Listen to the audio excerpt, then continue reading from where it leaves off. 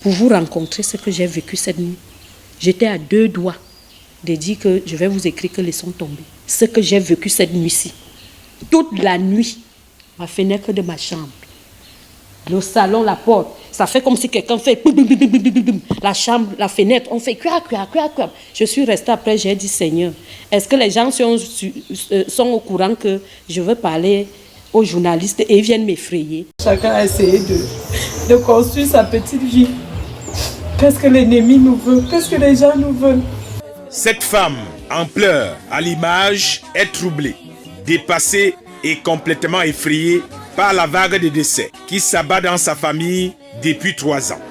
Elle est l'une des dernières nées d'une famille de plus de 15 enfants qui vit une véritable tragédie de mort précoce à nul autre pareil. Voici à l'image quelques photos de ses frères et sœurs qui sont déjà passés des vies à trépas. Le massacre a commencé en 2019 dans la famille Mbassi, Ombolo Célestin. Le père fondateur de cette grande famille, lui-même décédé à l'âge de 39 ans. 2 de ses enfants sont déjà morts au même âge. Polygame, l'une de ses épouses, que vous voyez sur cette photo, est morte à l'âge de 46 ans et sa fille aînée est morte au même âge. C'est triste parce que quand tu es dernière et que tu dis quelque chose à tes aînés, on ne t'écoute pas. On ne t'écoute pas. J'ai commencé à parler que l'histoire de Carlos, c'est la sorcellerie. Mbassi Claire meurt le 30 juillet 2019 des suites de cancer.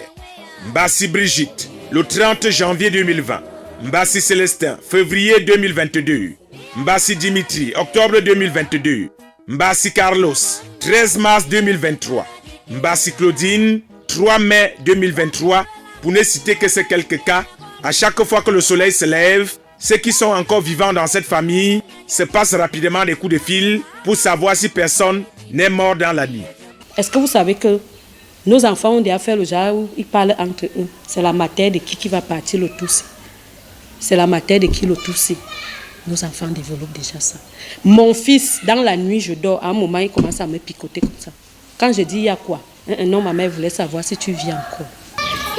Il n'a même pas fait comme certains jeunes que vos parents vous laissent quelque chose. Ils pouvaient vendre, ils pouvaient faire du n'importe quoi. Il est resté ici. Pour elle, ces morts en série n'ont aucune explication clinique. Et ce ne sont pas le fruit du hasard. La thèse la plus plausible, selon elle, c'est la sorcellerie qui est en pleine manifestation. Nous vivons dans la peur. Le chat crie fort au quartier, tu dis que oh les voilà qui sont venus, tu te mets à grelotter comme ça. Et deux fois, tu ressens que ça ne va pas. Tu ressens dans ta maison qu'ici, il y a quelque chose qui se passe. La nuit, mon frère s'y meurt. Quand j'appelle mes sœurs pour dire que j'ai vécu quelque chose, celle qui a le pacemaker me dit qu'attends d'abord. C'était comme si il y avait le tigre qui grattait ta fenêtre. Je dis oui, elle me dit que j'ai vécu la même chose ici. Après tant de décès, la cadette a fait le diagnostic spirituel et s'est rendu compte que ses défunts frères et sœurs avaient pour dénominateur commun les projets d'aller réclamer leur part de terrain au village de leur père. Quand je fais le résumé des décès de ma famille, c'est tous ceux qui ont osé penser faire quelque chose dans ce village. En un mot comme en mille, si tu appartiens à cette famille, oublie le terrain du village si tu aimes ta vie. S'ils me prennent, s'ils réussissent, mais je sais qu'au nom de Jésus, ils ne vont pas réussir. Mais si ça arrive, peut-être mon histoire va faire en sorte que les autres ne soient pas victimes. Parce que je vous dis, c'est grave dans mon village. Dans ma famille, c'est grave. Roseline Bassi, qui envisageait revendiquer la parcelle de terrain de ses défunts frères et sœurs, a déjà très vite renoncé à cette idée.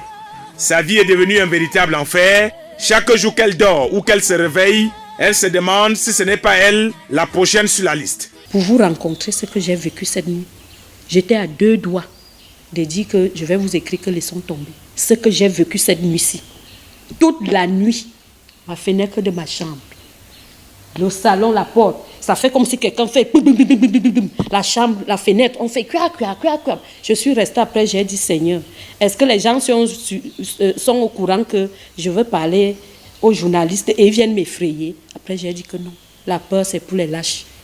Je me cache ou je ne me cache pas, s'ils ont déjà décidé de finir avec moi, ils vont finir. Le mieux c'est de dénoncer. Roseline dit que les compagnons et les compagnes de ceux qui sont encore vivants sont en train de demander le divorce pour ceux qui sont mariés.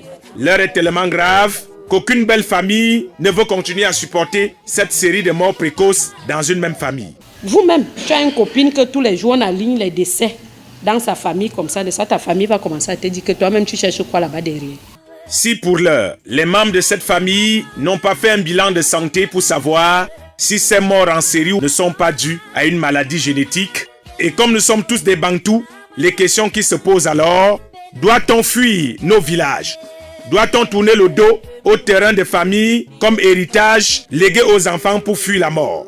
Elle tend la main à tous les hommes de Dieu capables de sortir la famille de cet engrenage où personne n'atteint pour l'instant 50 ans.